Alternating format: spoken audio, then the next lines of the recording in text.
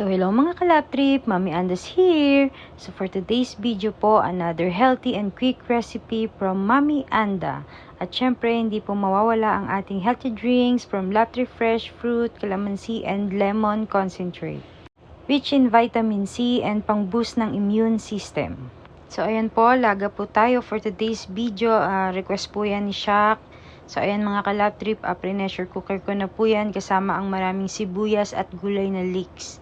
Ayan po, nilagyan ko na rin po siya ng paminta. Sinama-sama ko na po silang pakuluan kasama ng baboy. And then ayan po, binalatan at hiniwan na po natin ang ating maraming repolyo.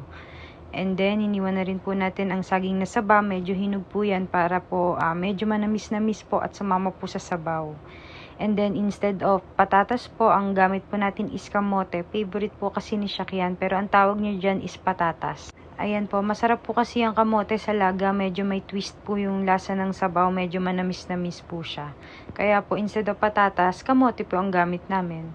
And then, ayan po, pag kumulo na po siya, ayan, kulong-kulo na po at malambot na ang baboy dahil pre-pressure cooker ko nga po, ilagay na po natin ang ating kamote. Medyo matagal po kasi yan lumambot. And then, ayan po, haluin lang po natin. And then, papakuluan po ulit hanggang sa lumambot po yung ating kamote. And then, after po nyan, ilalagay na po natin ang ating saging na saba. Ayan mga kalaptri, papakuluin din po natin hanggang sa lumambot po sila. And then, lalagyan na po natin ng asin. Pwede nyo po lagyan ng patis kung gusto nyo. Depende po sa inyo.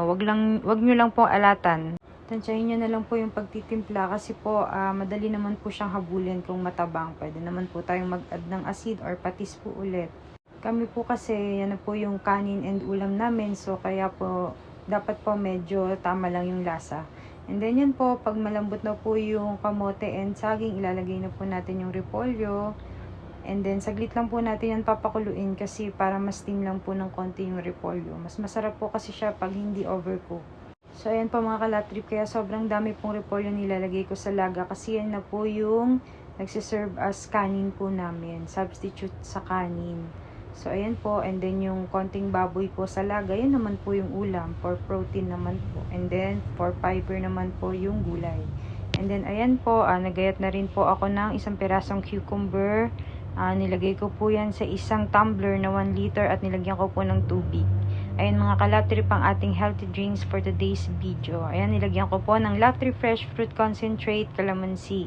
Ayan po ang ating vitamin C, pang boost ng immune system. Kahit araw-arawin nyo po, hindi nakakasawa. Sobrang sarap and sobrang healthy pa po. Kaya goods na goods po yan para sa atin at sa buong pamilya. So ayan mga kalap trip, ready na po ang ating healthy foods, healthy lunch with healthy drinks from Mami Anda. So ayan mga kalap trip, quick lang po lutuin, napaka-easy. Ayan po, napaka-healthy pa. So, ayan po ang pagkain ni Shaq. Sabaw lang po siya na maraming kamote. So, ayan mga kalatrip. At nagpasubo nga po siya kay Daddy Gilbert. Ayan, favorite niya po talaga yan. So, ayan mga kalatrip. Another healthy foods na naman po. And quick lang and easy lutuin ang na-share sa inyo ng inyong Mami Anda. So, kayo na pong bahala kung gusto nyong gayahin. Pero, mas maganda po kung gayahin nyo.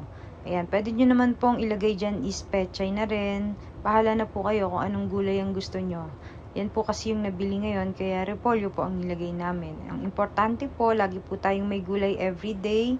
Lagi po tayong may healthy drink. Thank you for watching mga kalap trip. God bless to all. Bye-bye!